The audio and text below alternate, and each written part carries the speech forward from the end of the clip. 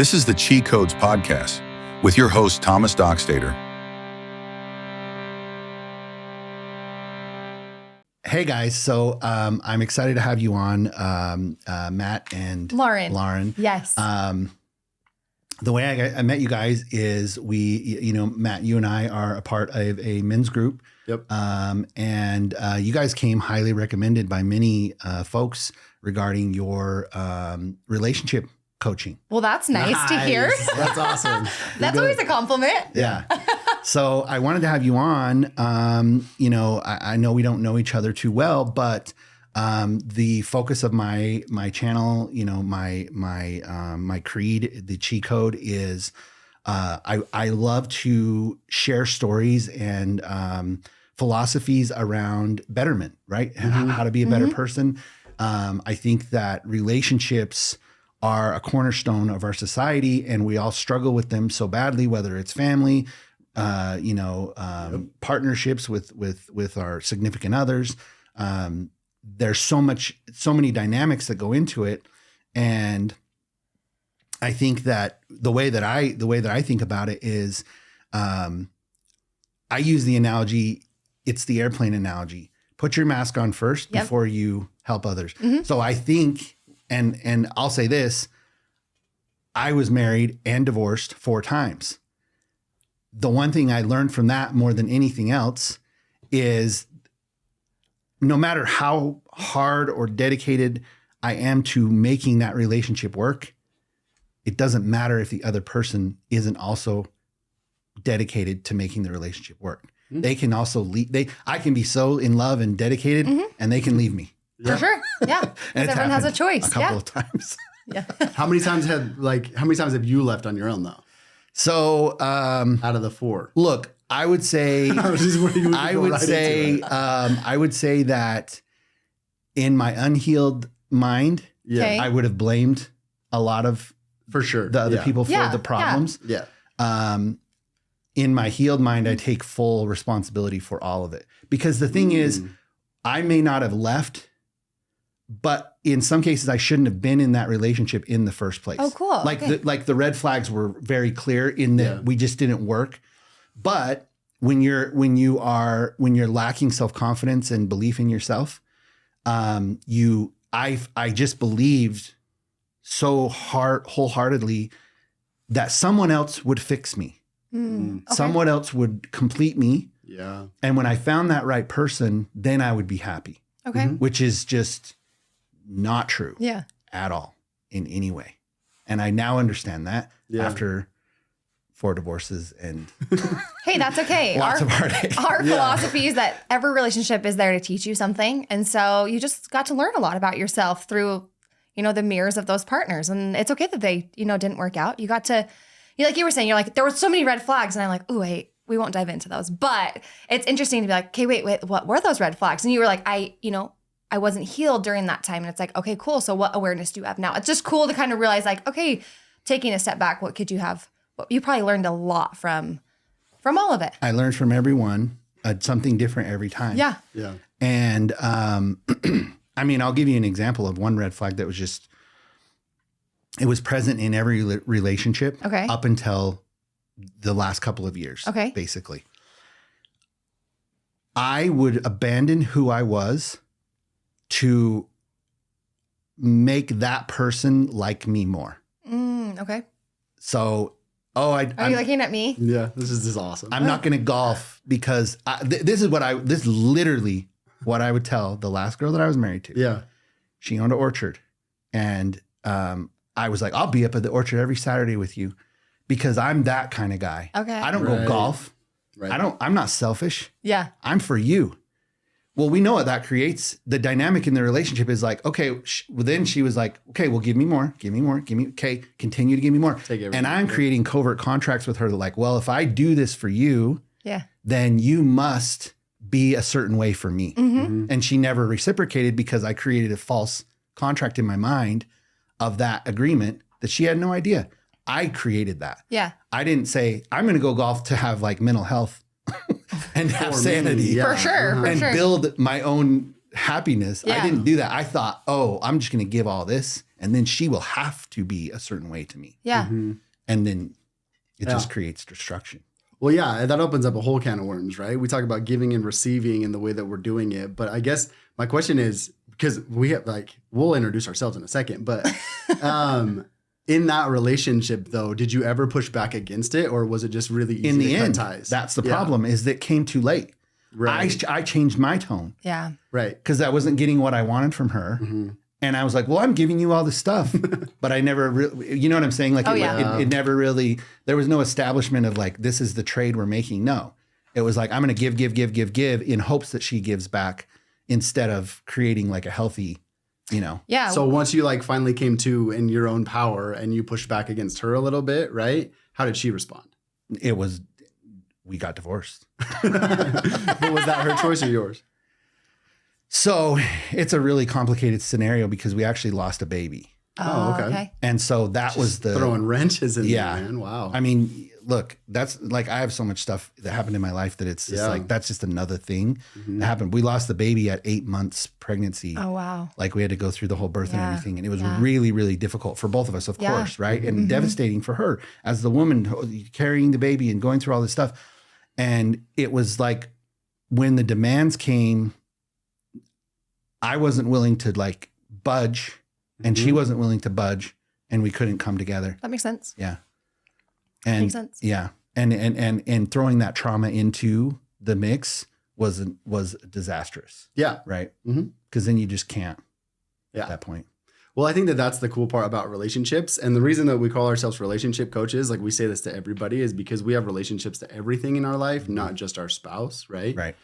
But those relationships are going to teach us actually who we are, and then we get to learn from them, right? So you got to do that and pull out your traumas from this relationship.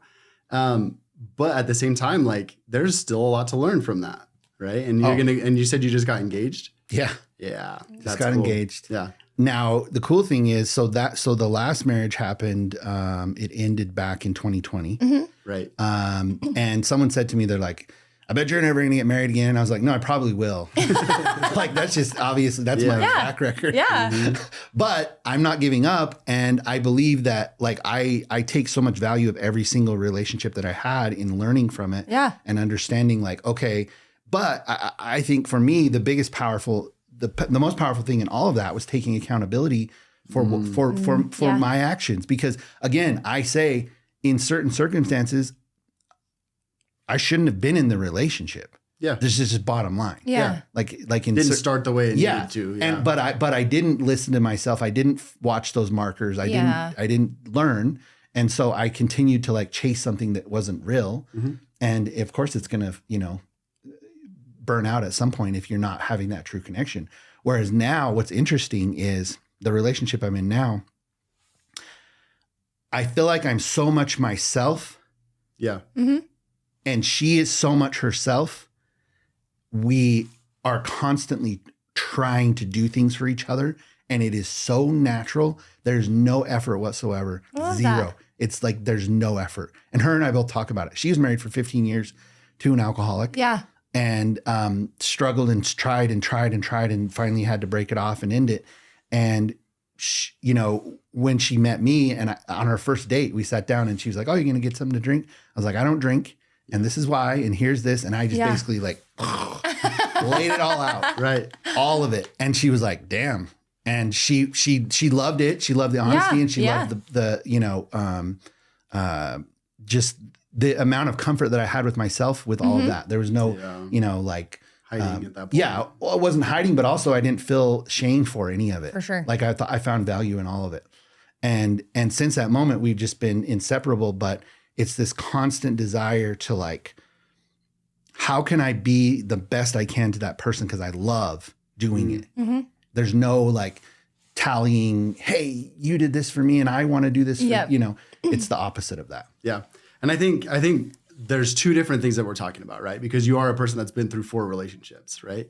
And we're kind of the polar opposite of what you're talking about. Rather than going and getting divorced, which we were at the brink of that and have been multiple times, we decided that we wanted to start creating, right? because we always take people back to like their love story, right? And we also have 4 kids together. Like there's things in people's it was lives messy. that- It wasn't an easy like. I can't imagine any marriages. No, it's Yeah, all they're every all messy. relationship That are is all- messy. Yeah. But that's the thing, is that because our core belief is that whoever you're with, if there is a spark of love, there is creation to be had in the relationship that you want, right? Like we always, one of our catch like phrases is like, create the relationship that you deserve, right? Because we all deserve a perfect relationship. And I think your story is perfect for that, because the first person that starts with is ourselves. Right. Right. Yeah. You can't give it without having it. And you said before we jumped on is that it's hard to progress with somebody that doesn't want to do that as well.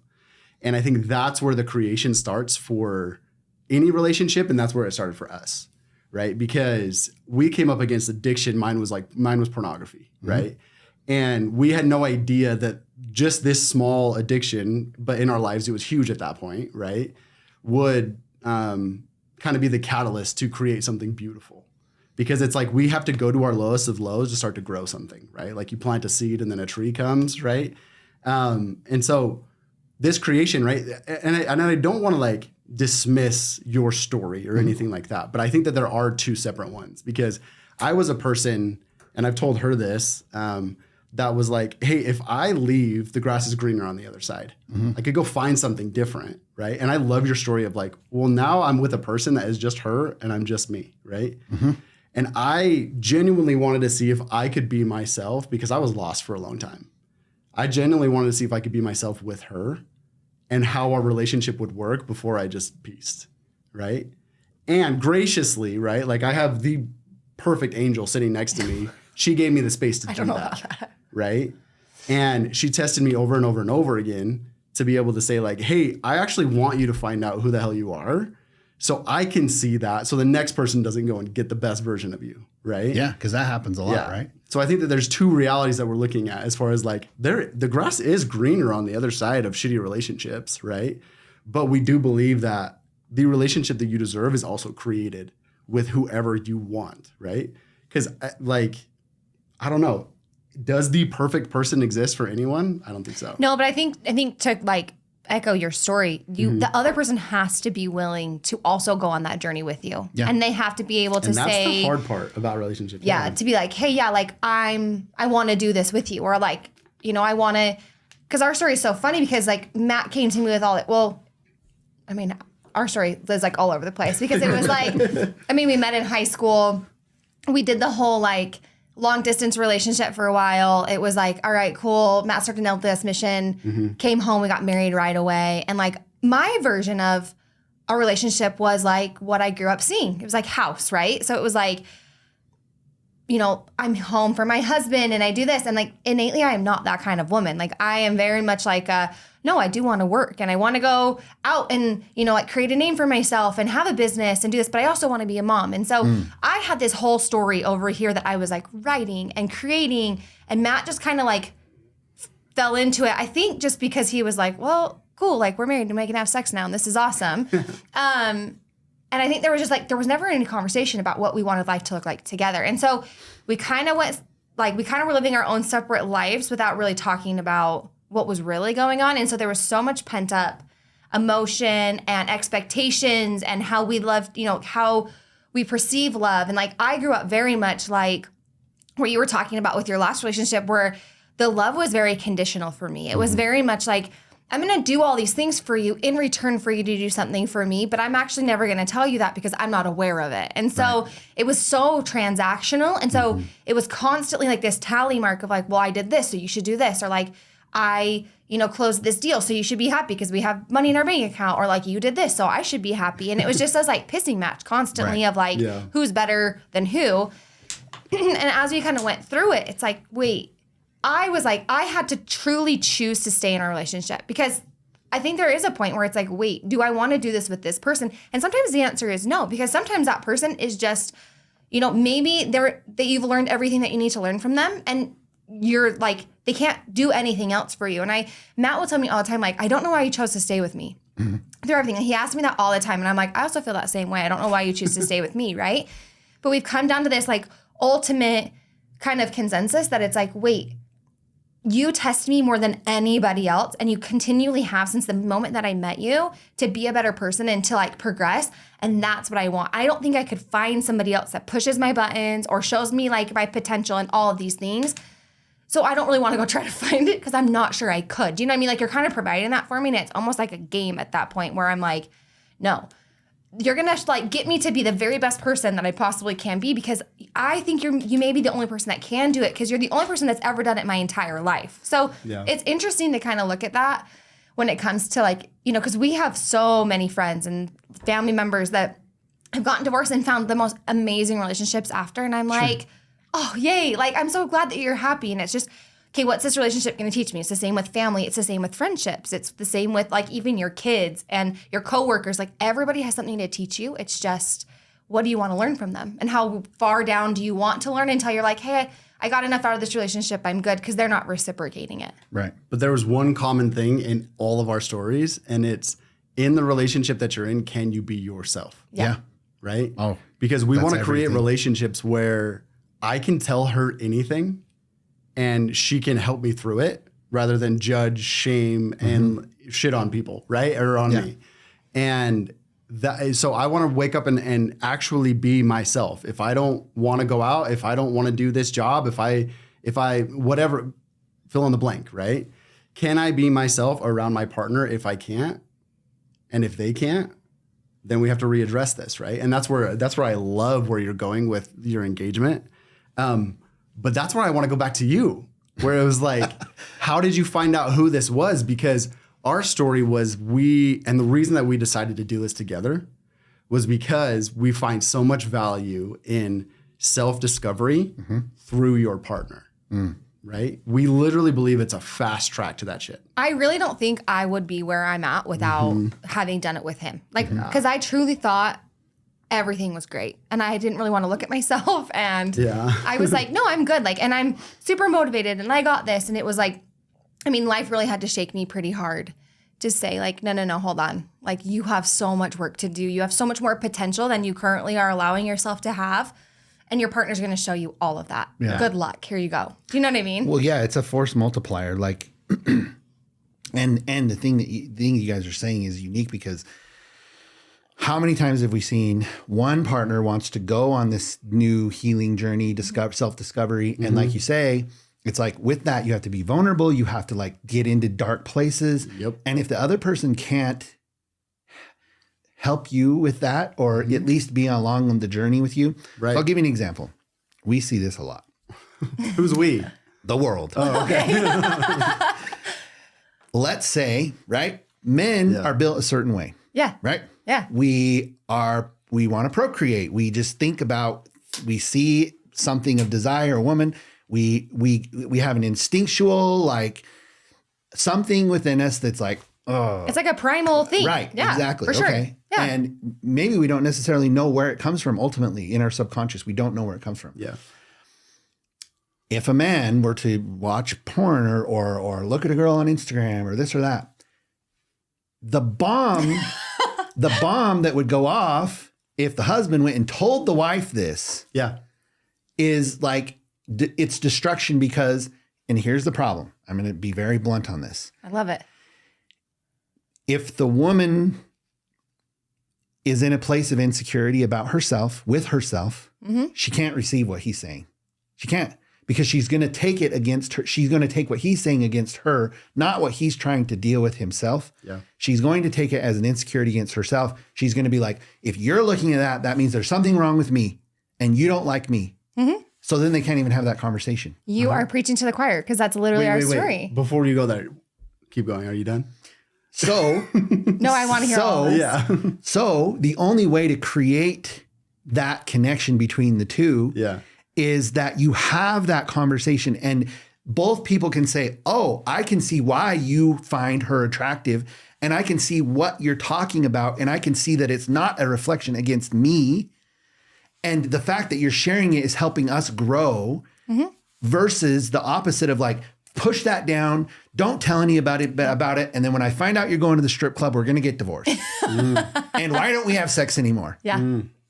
That's why, because you can't talk to each other. For sure. We all have these desires. Women and men both do. Yeah. I don't care what the women say, They see a guy and they're like, oh, I want to do things with him.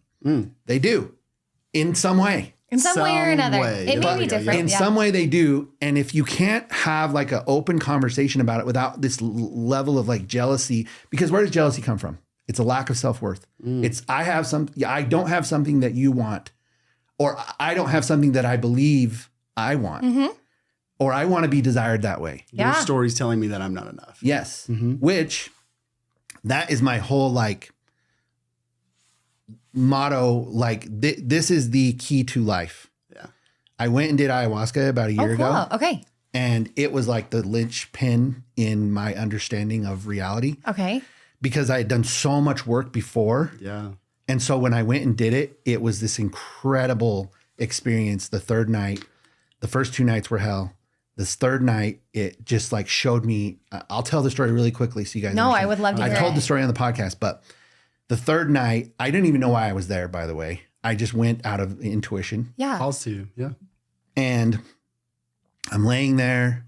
I've taken 3 cups and I'm just so beat up from the other 2 nights that I can't even think anymore. And this thought of my dad comes to my mind. And my dad died when I was 22. Okay. And I think to myself, I'm like, I just wanted his approval. And the medicine says he was doing the best he could. Yeah. And I said, I don't care. I wanted his approval. It's like he was doing the best he could. And I was like, I don't care. I wanted his approval. And it's like, you mean like you give your son your approval?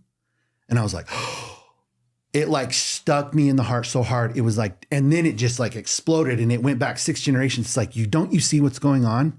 You are doing stuff to your son based off what you were given by your dad. He was doing stuff to you based on what he was given by his dad. He wanted his dad's approval. His dad wanted his dad's approval. This is cursing your whole line because you're just giving what you have. Yeah. It's not your dad's fault that you didn't get what you wanted from him. It's not his fault. And then I was like, oh, and then this like huge amount of love. I just had this huge amount of love for my dad. And I was like, oh my gosh, he was struggling just like I'm struggling. Yeah. And then it went to my mom and it went to my brothers. And then it just like started to grow and grow and grow. And I was like having all this like empathy for everyone that I knew in my life. Then it expanded to the whole world. And I was like, everyone has this problem. Yeah. Everyone is just doing the best they can based on what they give. Then it all goes away. And it goes to me and it says, Thomas, you can give yourself that love. And I was like, I can fulfill myself? Holy shit. So then I was like, my head just exploded and I was like, oh my gosh, I'm like this, I have to tell the world. I love that. You can fulfill yourself. And then that was that like lynchstone of basically saying like everything is based around like all of our relationships, everything that we do is based around validation, all of it. If you say to me, you're like, no, Thomas, I'm selfless. I want my kids to do good. Why? Why do you want your kids to do good? Yeah. So that you can be a good parent? Yeah. So that you can tell yourself you're a good parent. So you can validate everything, my job, my money, my girlfriend, my da-da-da-da-da-da. It's all so I can get validation. But if you can actually validate yourself, none of that stuff matters. It's zero. It doesn't mean anything. And then when you are validated for yourself, how attractive are you to every single human being on this earth? Everyone that meets you is like, I want to be like you. How can I be like you? The people you meet, the people you attract, and the people that don't want to see that, they repel from you. Yeah. That's the key to life, all of it. That's amazing. That's I simple. love that. We jumped from looking at chicks on Instagram to ayahuasca really quick, man. No, I love that. Wait, so was that part of your story though? So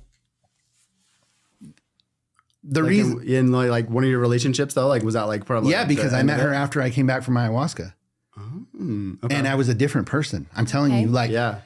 it changed everything because it gave me that final piece of understanding that nothing outside of me is going to fulfill me. Gotcha. Nothing. It can be, it's everything outside of you is a cherry on top. But when you change your internal, everything else changes. It all changes because I'm not telling you, hey, you have to be my friend so I can feel good. Right. Right. And especially with your spouse, they don't have to be any way. I fulfill myself. Mm-hmm. They can be any way they want. It's awesome. And if we don't, and like you then change the expectations of everything. Mm-hmm. My job, my bank account, all of it. The expectations are completely changed. If it doesn't matter. That's true. It just doesn't. Yeah. Yeah. It just doesn't. How many people do we know that are super rich and super depressed? Yeah. Or have the hottest wife or hottest husband and they're not happy? Mm-hmm. Why? Right. Because they haven't figured out how to get in and fulfill themselves. No, I actually Which is love that. It's easier said than done. For sure. Or sorry, I mean it's very challenging. Yeah. Because the problem is, and this is what I talk about in my book, when you come into this world, you are perfect. Yeah. You're perfect. Mm-hmm. Yeah. Why does everyone love children? We all love them. Everybody loves a baby. They're just, they're so perfect. They're so loving. And the problem is they come into this world and they start to absorb all of our insecurities. Mm-hmm. They watch you like a hawk and they absorb how you treat yourself. Mm-hmm. They absorb it. And you don't even have to say anything. They just see how you don't value yourself. And so then they think that that's how they shouldn't value themselves. Yeah. So we build this belief system of how we are not worthy of our own love and that we have to get it from someone else. Mm-hmm. And so what's funny is in ayahuasca, when I got this revelation and I had all this stuff, I laid back and I was like, I'm finally healed. And then the medicine said, you never needed to heal. Yep. You were always this. Always perfect. Mm-hmm. And I was like, Yeah. Yeah. Sorry, I cut you off. Go for it. Oh no, I don't remember what I was going to say. so you guys It's are already really on this good. page. So let's talk about how you guys know this. Well, I think that's well, I don't, okay. Yeah. So you brought up something really cool, which goes into it as well though. But you said it's really, really hard when you're, let's say, your bottom moment of your life, we call it your basement level in our coaching, right? Whether that's alcoholism, porn, infidelity, whatever it is, when that brings out your partner's insecurities, then what? Right? And I think that's the point that every relationship gets to when they call it quits. And this is where we say, before you call it quits, let's look at both people as an individual rather than in a relationship. I think too, rather than call it quits, I think another general thing that a lot of people do will just be like brush it under the rug. Or brush and distance. And just right? be like, oh gosh, I can't believe they just told me Because that. divorce is And- frowned upon. And Right. okay, I'm actually not going to look at it. Like, this was really, like, we're not going to tell anybody. We'll figure this out. You're okay. Like, Right. whatever that looks like for whatever relationship, whether that's rehab or it's like, no, we literally are not going to talk about it ever again. And like, it's just like this elephant in the room, right? But You go to therapy. You go talk about your problems. you go get fit. You go Right? get fixed. Because it's outside of you. Yeah. Mm-hmm. So you're the problem. I'm Yeah. not the problem. You're the That problem. was literally me. I was like, go talk to somebody. Yeah. You need to get help. I can see that you're hurting. When you're healed, everything will be better in our Right. relationship, which was comical because like I had so much, I still every day have work to do, but it's because it's like, you're never really healed. It's this cycle of constant, like, the universe pushing up against you to show you things because like, how boring would it be if you just were all of a sudden like, I'm done. like, I'm done. Like, I'm totally healed. Life is great. It's like, that would be boring. No, I want to continue to like evolve and continue to be like the best version of myself. I want to continue to learn. Like, that's the whole purpose of being here on earth, in my opinion, is to be like, no, I want to continually challenge myself and bump up. And like, yeah, it sucks. And there are hardships and there are things that like a lot of people are like, I would never want to go through that. But like you were saying, like if I can take a step back and actually look at it, it's like, wait, I learned so much from this, right? And again, it just adds to my like bubble of like, no, I am enough and I'm perfect exactly how I am, even with all of these, imperfections, air quotes, or whatever you want, or trials or addictions or whatever that is, right? Who told you that those were bad? Mhm. And where did you learn that, right? Because at the end of the day, like I can go to my 1-year-old and I can tell her something and she has no idea what good or bad is. She just is like this little ray of sunshine. And it's like, that's what I want to embody. That's who I want to be, is just this perfect individual who's like, no, I'm complete by myself. But then the world comes around and it's like, joke's on you. Yep. Well, you make a good point because I was plagued with the inability to accept my past for years. That was okay. what driving a lot of the drinking. And even like shame of being a part of a religion I didn't even choose to be in. Yeah. Right? Like I was born into it. I had shame for that. What the heck? Like, how does that work? Yeah. But what's interesting is also in that same night, after I had seen all this stuff, it was like, Thomas, everything in your life is perfect. Everything. Right. Everything you went through is perfect because look where you are. And you're like, it basically told me, it's like your journey, your goal in life, your what you're supposed to do here is go and tell this story. Tell people where you've been divorced, you've been in a cult, you've had a traumatic brain injury and been in a coma. And like I have so many stories, lost a child, just so many stories. And now look where you are. There's so much value in that. People want a story like yours. They want to know it. They want to hear it. They love it. Like it's like everything you went through wasn't to be ashamed of. Yeah. It is your value. Yeah. It is literally your value in this life. Beautiful. Can I ask you like a question? Go for it. Okay. And then I want to answer your question of like, how did we get to this point? Yeah. We were blessed, I guess you could say, through all of this traumatic events in our lives, right? With energetic gifts. And we also started understanding emotions better, right? But if I were to ask you, like, from your past, what made you the angriest? What would it have been? Yeah. So the angriest, my anger all sourced from the lack of attention I was getting from my parents. But I didn't realize that until I was like, I had a big shift in my energy when I was 14. Yeah. Because we got pulled out of school because they closed that school, the Warren Jeff school. And I had two options. I could do homeschooling or I could go work construction and work with all the companies. Yeah. And I was like, I'm 14 what's a 14-year-old gonna do? You think they're gonna do homeschool? Yeah. So I went and worked for these companies. But the thing is, I was quote basically child trafficked. Okay. And I was moved around like 6 months at a time. I was northern Canada to down in southern Arizona, working like 14, 16 hours a day, getting paid $25 a day to work these high level construction jobs. At the time, I was like, this is awesome. I love it. In reality, I was so upset at my parents for not giving a crap where the heck I was or what I was doing. Right. I was a 14-year-old kid that was like off with these freaking random dudes all over the country. And I felt abandoned in my subconscious. That makes sense. Yeah. And that's where it stems from. What about, because that was beautiful, right? Because a lot of the times when people can't address their anger, that's when we stay stuck, right? Because desire is right underneath anger. So everything that we're wanting is on the other side of actually getting really fucking pissed about it, right? But even in your past relationships, because those ones are gone, if you're cool talking about them, right? Yeah. But like with them, what was the thing that made you the angriest? Because it's the same it issue. probably resurfaced where it's like, you're not giving me the attention that I'm wanting. Yeah, right? I feel abandoned. Right. I feel like you're leaving me. I feel like I'm not wanted or worthy. But like if we go to like a realistic point, like what was one of your partners doing that left you feeling like that? I mean, so the last one did leave. Yeah. After she got out of the hospital from the baby, she left me. Right. She moved out.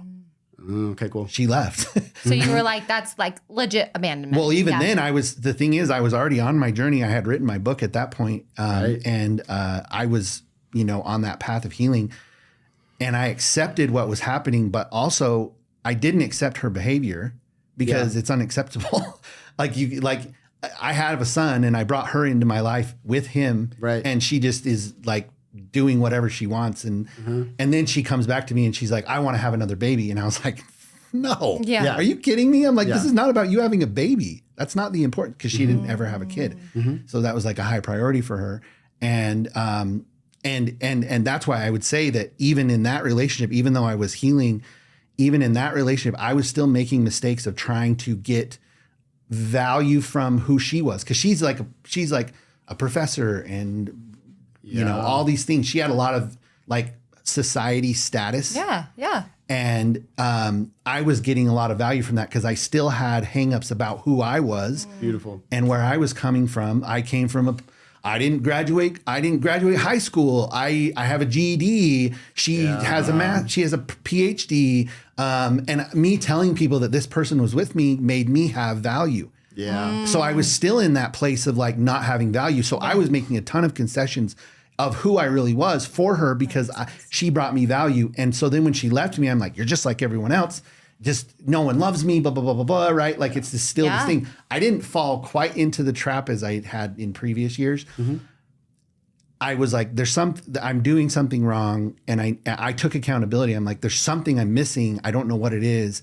And I think I love myself, but I didn't, right? Like, you know what I'm saying? Yeah. And so that's why I say like, it was a couple of years after that whole divorce. And then I was like, I need to go do ayahuasca. And when I did it, I was just like, oh, okay, cool. This is the thing. That's super cool. So then from that point on, it's like, oh, so now when I go into a relationship, it's like, I know how to be myself. Beautiful. Like like my value is my value. And Well, you're not holding anybody up on like a pedestal of like, oh, you're, like you're so amazing. And I'm cool now because I'm with you, or like my worth comes with our relationship or how you perceive me. And I think that's the hard part about relationships. Like I'll tell that to Matt a lot of the times where like insecurity wise for me as a woman, like I feel like I'm a pretty like secure woman for the most part. Like I feel like I'm pretty like headstrong. I live in my masculine energy quite a bit. And so I'm very much of like, I wonder why that is. Like, this is who I am, blah, blah, blah, blah, blah. Tell you. We could tell you. Yeah, it's just what's been modeled to me. But it's interesting because he's the one that brings the insecurities out in me more than anybody. And so I'll tell him all the time, like, oh, I just want you to love me. And so there is still that version that these relationships, like where our relationship, it's like outside of our relationship, I'm very confident. Like, I'm like, no, like this, whatever that looks like, I don't know. But in our relationship, I will get the most insecure I ever really have been ever. And I'm like, wait, hold on. I still have work that I need to do internally to figure that out. Like, why is that coming up? Where do I need to fill that void internally for myself? Because I keep looking to you to do it for me or to provide something for me. And it's like, it's hard because in relationships, sometimes we're like, well, no, you should give that to me because we are in a, especially an intimate relationship, right? Like, and I think that's where it gets a little sticky because it's like, wait, no, I want you to want me. I want you to like show me this value. But at the same time, if I don't value myself, it doesn't matter how much you like love and adore me or, don't love and adore me. I'm still going to feel the exact same way. It almost makes it worse because he, in a way, if he appeases you every time you complain or whine or whatever, then it's just an enablement. Yeah. And then it just perpetuates that same behavior. It's like an alcoholic. If someone's an alcoholic, no one can do anything for them. Yeah. They have to do it themselves. Yeah. And if you are helping them, it makes it worse because it enables them. Yep. Then they don't have to take accountability for it. Well, there's a word that it's loss of control. Like if I don't have control of my own self and my own being and what I want to be doing, then it's not going to work. If you're telling me what to do, like it's like a little kid, you tell them what to do, but they still go do whatever they want to do, right? Well, but if they do what you want them to do, there's resentment after. Well, and it wasn't their choice. At all, right? Yeah. And so with anything, like if you're going to take the bottle away from you, if you're going to put the like porn blocker up for me, like it's like, no, this has to be choice. But sorry, where were we going to go? No, I was just saying, I think another key thing in that, like, especially for me is like just trying to be as present as I possibly can and living each moment in like, okay, what can I control right now? Like even hour by hour, minute by minute, like it's like, okay, what do I have control over right now? Like, or just even the day. Cause I feel like a lot of times we make up all these stories in our heads, right? Or we are especially women, but women personalize everything. So women are like you were saying, like, oh, if someone comes to you or like your husband comes to you and is like, oh, I saw this hot girl on Instagram.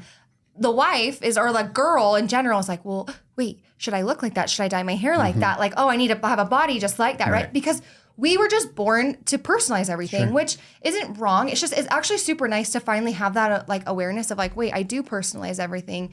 This is really cool because then when you have those kind of conversations, again, it's not about you. It's about your partner and being able to like sit in that space and want to. There's a genuine, like, you have to want to be in their world. You have to want to hear their story. You have to want to see their side because the second you shift it and it turns into about you, you're going to lose because you're just going to leave feeling insecure. And the same thing, personalize everything of like, oh, I should be doing this. I shouldn't be doing that. Where men, like you guys will see something or you'll do something and then you're like, okay, cool, check the box, move on. And you compartmentalize it, which is fine. And that's like scientifically how our brains are they function. And it's so cool that we're so different, but it's so frustrating, especially when you don't realize that, because you're like, wait, like, I need you to take this more like I'm saying something to you and you're like, cool, like, yeah, those shoes look great. And I'm like, no, like, I love those shoes. And I'm like, you're not catching it, right? So women a lot of times don't actually say what they want because like we're taking cues off of how we just are innately of like, oh wait, I personalize everything that's being said. And so I like they should just know, they should read my mind. They should know exactly what I want. And it's like, no, nobody knows what you want. You actually have to say it. So staying present and really understanding like, what do I want? What, like, you know, I am enough exactly right now. It doesn't matter what happens tonight. It doesn't matter what happened yesterday. Like right now, like you said beautifully, like I'm enough exactly how I am. And everything is here to teach me something or to propel me to move forward. And that alone is beautiful. And it's such a gift. Well, when you can properly audit yourself, and what I mean by that is like, if you are telling someone something and they're not responding the way that they are, you are understanding that you value who they are, and you don't expect you accept their response, even if it's not the one that's ideal. You accept it and say like, oh, that's just why am I beholden to the way that they respond? Like everything's inside me. So I accept the way that they respond, even if it's not the way that I want it. Yeah. I think that one big thing, this is something that I have finally discovered. See, there's like this idea that like when you learn all this stuff and you become enlightened, you're just like, oh man, I know all this stuff. Right. Yeah. Right. This is the reality. We still live in this body, and this body still has emotions. And even if you could be Christ and you could still feel an emotion that it's in this body. It's an emotion that you feel. It's an indicator that this body has that's telling us something. Anger, sadness, happiness, jealousy, blah, blah, blah, blah. It's telling us these things. It's like a dashboard in a car. It's telling us something. Just because you feel that emotion doesn't change. You're never going to eliminate those emotions. No. In this life. You won't eliminate them. And I think some people have a hard time with that and thinking that they're like losing something, or they're not, why am I not happy today? You know, it's like, well, I changed my motto. Originally, when I first got sober and all this stuff, my motto was like, I want to be happy regardless of my financial or a marital situation. That was my original desire for what I wanted. Yeah. I've completely changed that. It's not that I want to be happy. Yeah. I want to accept everything all the time, no matter what. Okay. Yeah. I just want to accept. I'm going to lose a parent. I'm going to lose a job. I'm going to lose money. I'm going to lose this. I'm going to get this. I'm going to get that. I'm going to continue to go like this with emotions. And I'm just going to accept it all, no matter what. I just want to accept. Yeah. Because when you accept, you are pretty much in a good state. Okay. I like that. And it's not about being happy, because that's the misconception of all of this. You're never just going to be happy all the time. You won't. Yeah. No. You just won't. Yeah. It doesn't matter how amazingly enlightened you are, you won't. But if you accept everything, then you just stay in this like calm state at all times. Yeah, there's an acceptance. And I mean, here's my rebuttal, right? Is because every low emotion is going to teach you something, right? Like suicidal thoughts was part of your story, right? And usually an apathy is a big part of your story when you were drinking, because you just wanted to feel something or drown out the feelings that you were trying to avoid. Yeah. Yeah. And the thing is that like anytime that because I lived in shame and guilt my whole entire life, right? And still do multiple times a week. You know what I mean? Yeah. And every time that I go back to that, because I will say about suicidal thoughts, have yours ever gone away? I don't have them anymore. No. Really? Especially since ayahuasca. I love that. That's beautiful. So for me, every time they've never gone away, right? In fact, it's the I was opposite. like, that's beautiful. I would never want to why would you end this life? That is, what are you thinking? So this is actually really good, like context, I guess, because since I was young, I've always thought about that. But a lot of my trauma came from viewing somebody actually take their lives, right? And so now every time that comes up in my head, right, rather than sit and ruminate on it, I know that I need to drop in and connect deeper to then learn something from that, right? And this is like, Lauren, we call it cycles all the time, or like hitting your glass ceiling and knowing that like you're going up to a different level when you are in your lower emotions. So when you say you go like this emotionally, right? Yes, that's us actually going through life. On That's an the car you're in. frequency, I'm telling you, right? Yeah. Your soul is in a car. Yeah. That is the car you're in. That's what it does. You can't change that. No. Right. Unless you drug yourself. No, literally. Well, unless you drug yourself just to not feel them. Yeah, but, right? but if you look at society, that's what everyone's doing. And by the way, I talk about it in the book, but like, it's not like addiction is not just drugs and alcohol. Oh, it's everything. It's Netflix or sports or gambling or blah, blah, blah, whatever. Yeah. Whatever you're putting in front of yourself to avoid being with yourself, that is a problem. Yeah. And that's what we had to learn through what we're doing, right?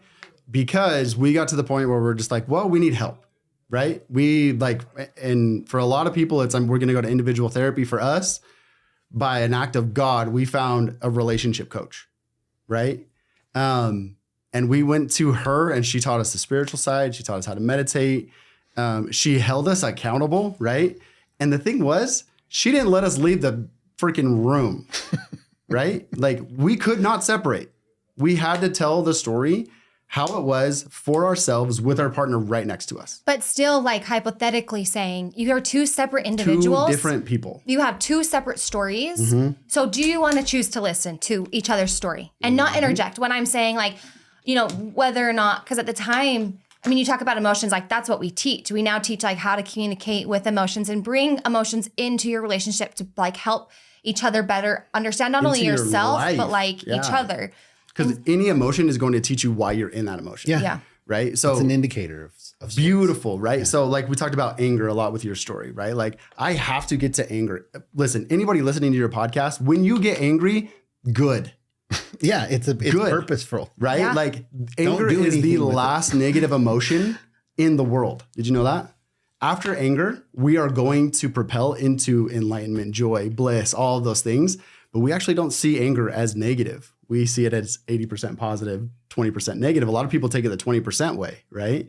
But if you can view your anger as something that's going to get you into actually like a state of enlightenment, then let's do that. Well, yeah, the right? apology Sorry. comes after anger. Yeah. At all times. Yeah. Yep. Well, That's and what it it's is. also like, you know, all the emotions are so cool. Once, because you were saying, you know, a lot of times, as kids, you're taught to just, especially like I feel like the generation that we grew up in, Shut especially, up, be quiet, stop be quiet, stop yeah. crying. Yeah, It's but not a who big taught deal. you that? Think about that. Is your that- parents. That goes back to that thing of the generation. The generational, yeah. And it's like, oh my gosh, They like, taught you that because of what? Because that's what they were taught. Yes. Like who knows how to deal with emotions like in a healthy way?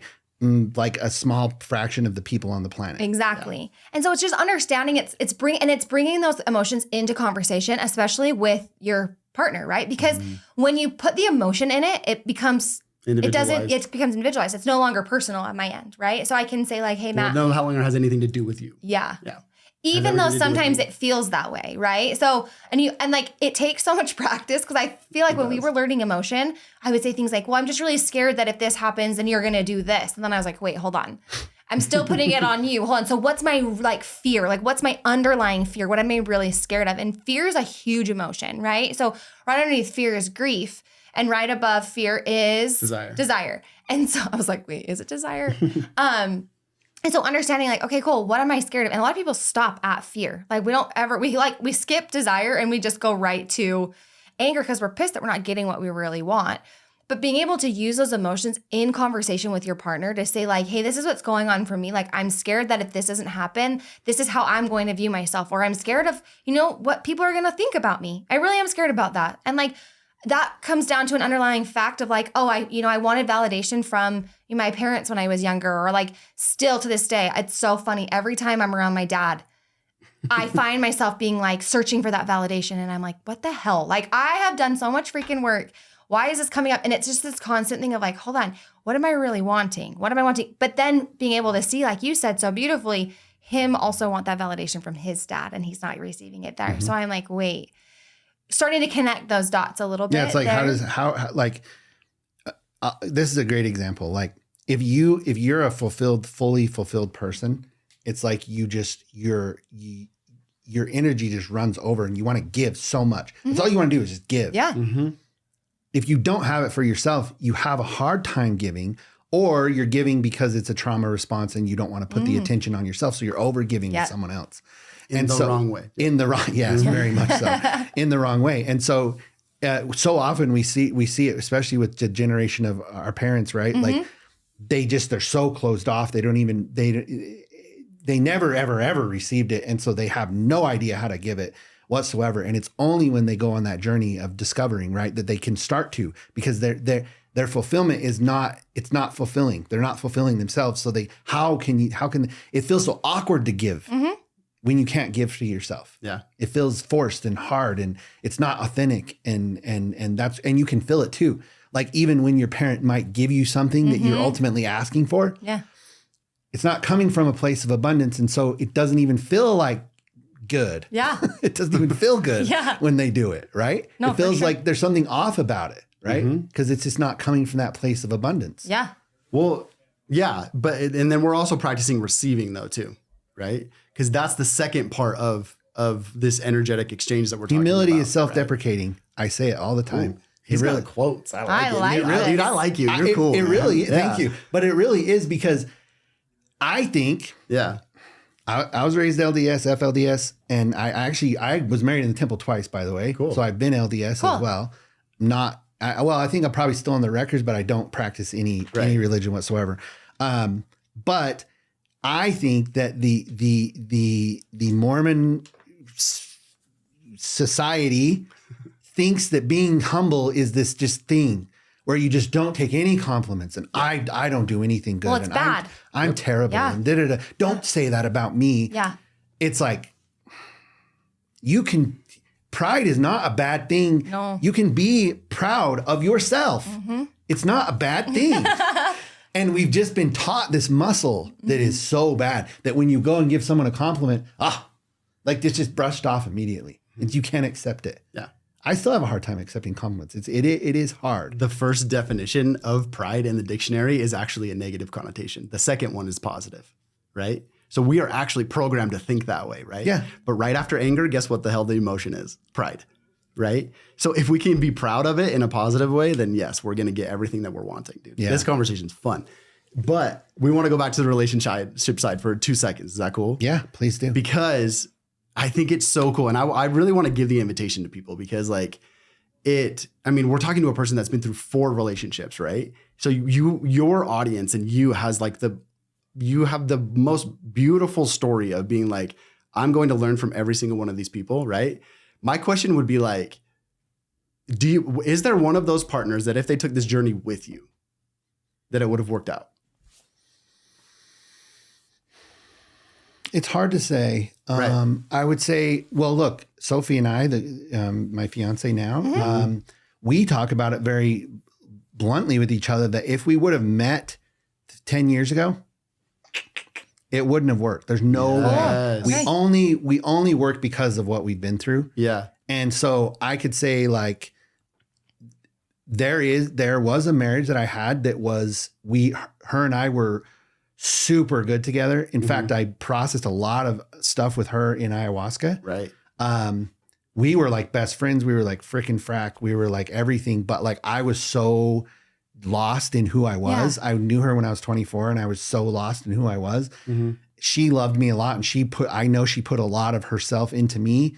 And I couldn't be there for her. Couldn't. Cool. Yeah. However, I can't say that who I am now would have been what she wanted, or I But don't could know. you be there for her now? Probably. Sure. Oh, 100%. Right. Yeah. I could be there for all of them now. That's what I'm saying. Yeah, I'm a different person now. For sure. Yeah. But it's even funny because we talk about it too, where we're like, we feel like we've been married twice. Like there's a version of us that was married for 8, I would probably say like 9 years probably, that like those two don't exist anymore. Like How long have you guys been married?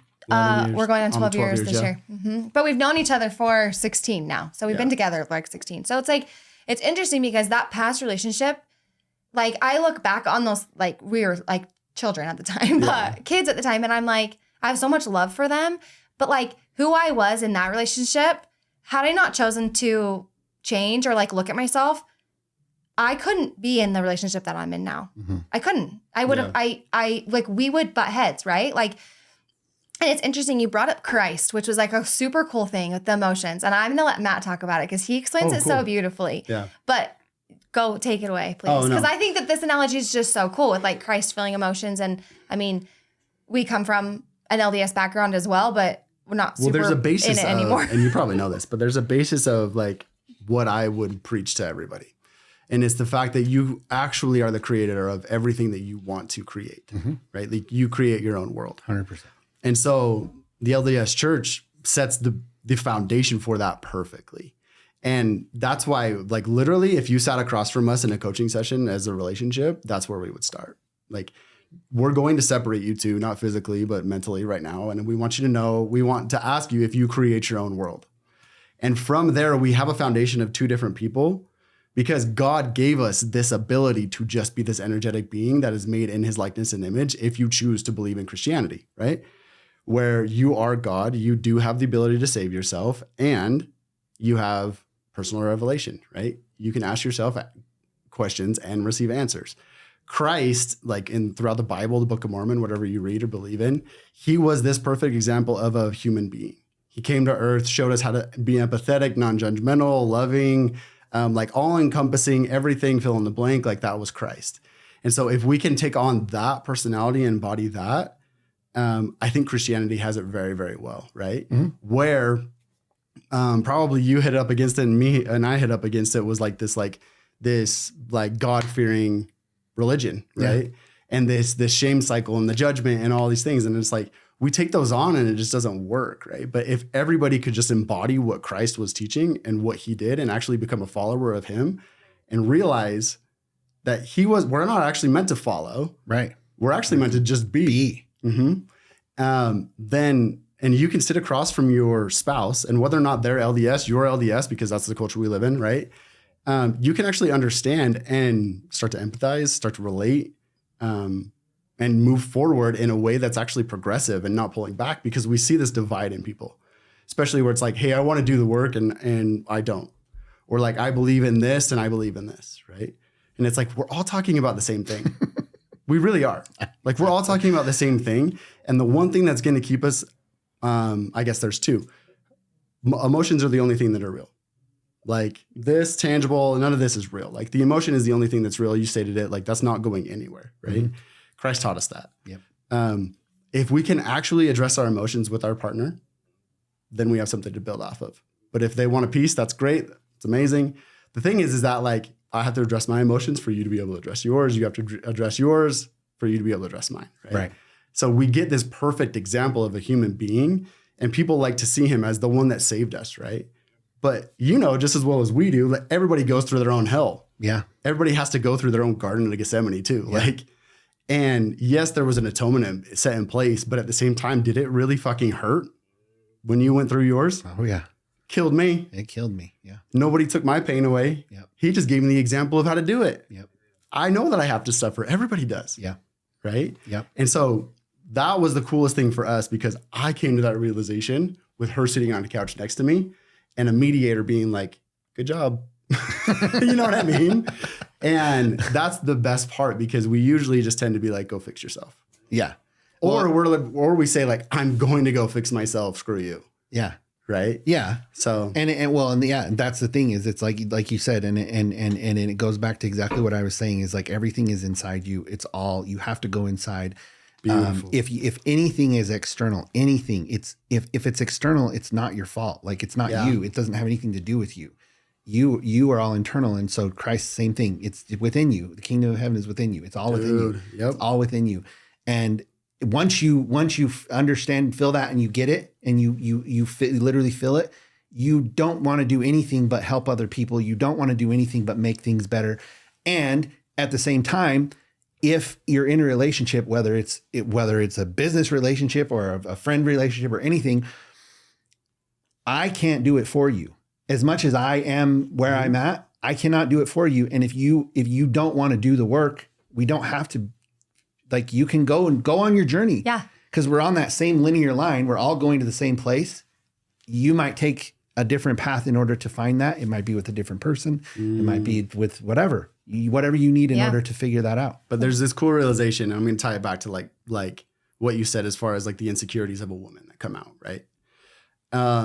What Lauren got to understand through my adversity was the fact that it had nothing to do with her. Mm-hmm. And she gave me the beautiful opportunity to do that, but then said, okay, cool, now let me look at me.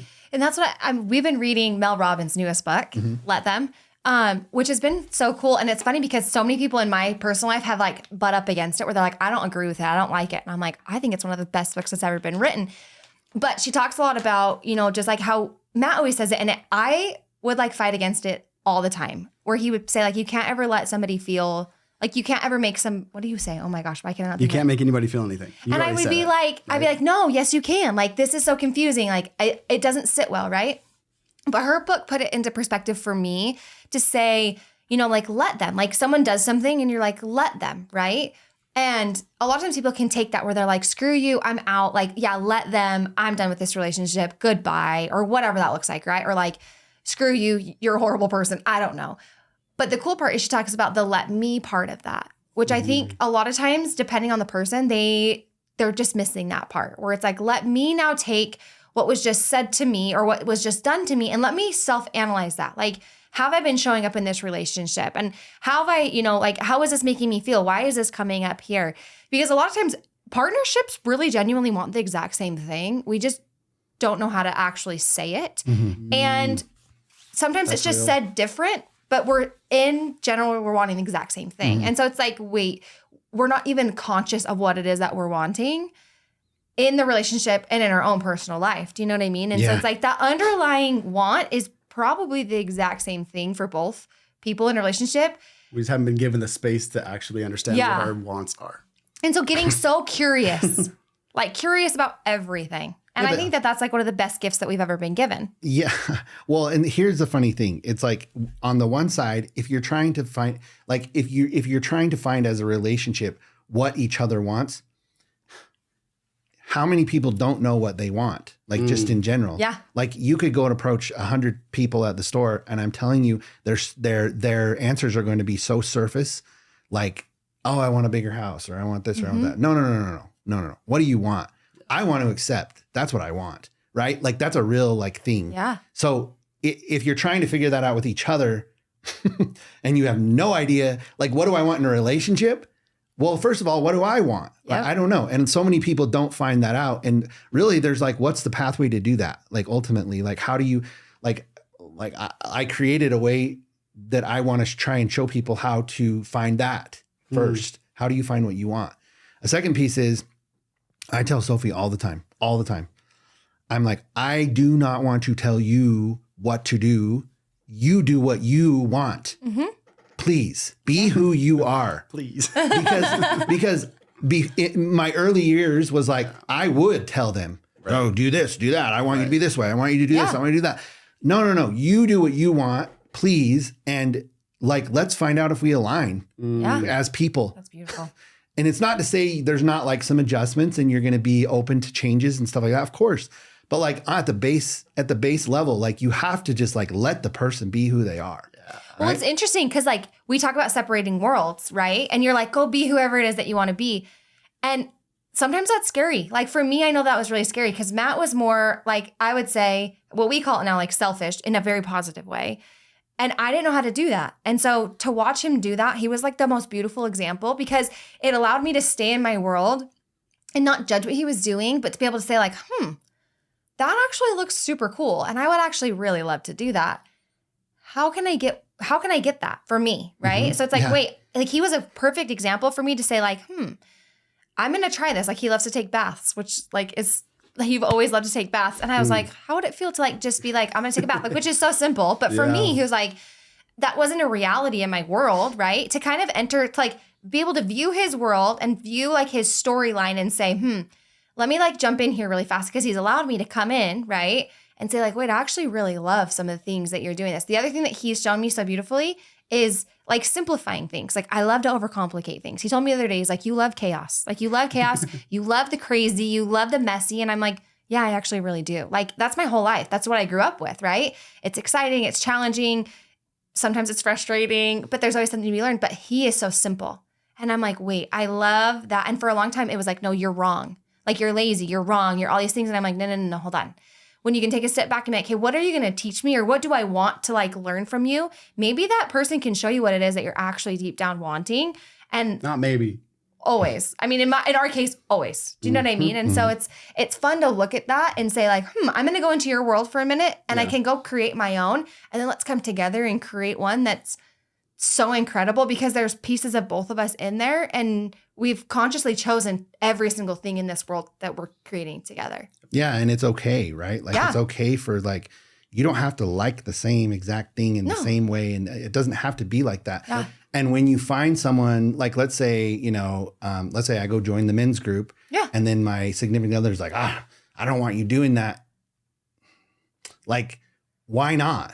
Yeah. Like, why don't you want me to grow? Like, why, like, what, like, if we can't encourage each other to be like, to want to be like, and because then it goes into that insecurity and it's like, well, if we're not doing it together, then I don't feel fulfilled. And then it's like, oh man, we're going down the wrong path. Yep. Like if we can't encourage each other to have their own time and become their own person, we are heading for failure. But my conversation to that would be coming from someone who's very like, has always been very dependent on my partner. Right. And I'm like, I have FOMO so bad and I feel left out and like all of these things.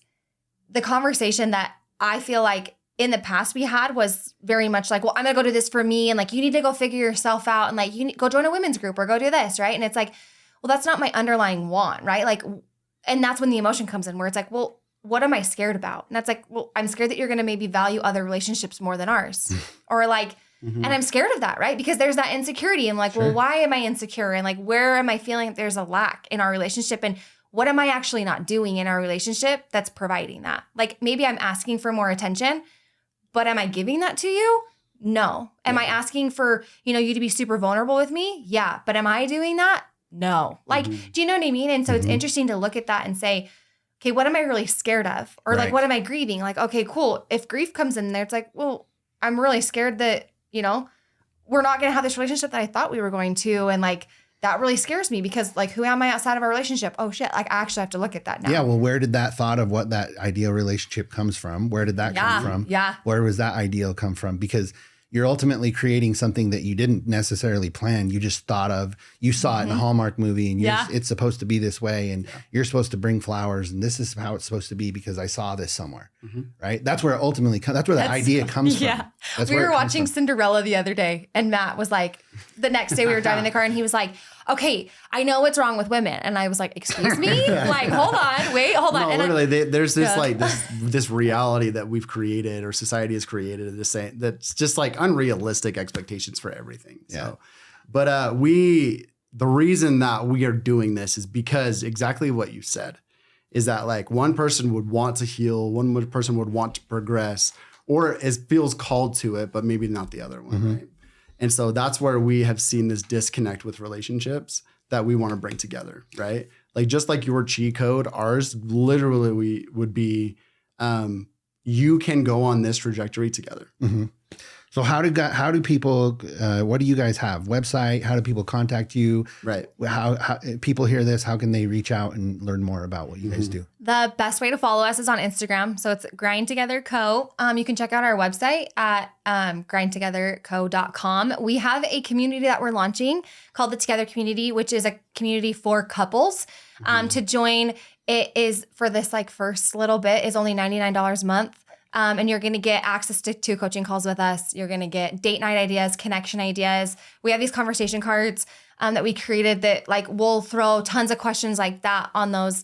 And then also just a community of like-minded people who are constantly also wanting to improve their relationship, but really it's for you and your partner to come together and be able to say, okay, cool. Like we want to improve our relationship. We know how busy life is. We have 4 kids.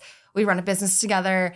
And a lot of times that relationship part falls in the cracks. And so we want to create this community so that that doesn't happen anymore. It's very much like this is a no-brainer. It's literally the cost of 1 date night and you don't even have to get a babysitter for it. And it's like, no, come and grow together and go on this trajectory together. And then if at that point you're like, okay, we need a little bit extra help, we do one-on-one coaching, which we love to do. But yeah, that's like the main things that we kind of do and the best way to follow along with all the exciting things that we throw out. We're very like all over the place with our ideas. Like we're like you, we're like, we want to help however we can. And so we have a new idea just about every day. And it's taken the help of others to be like, calm down. You're okay. Like we're like golden retrievers. We're like, let's go. This is so fun. So anyways, come join our community. It'll be a blast. Well, I love your guys' energy. I feel like we talked about so much and we didn't talk about anything. In fact, I'll probably have you guys on again because I feel like there's a lot more that we need to dig into. We would love that. But we ran out of time, and I appreciate you guys coming on. Yeah. And we'll see you soon. Thank you, man. Thank you. Thanks, Thank guys. you.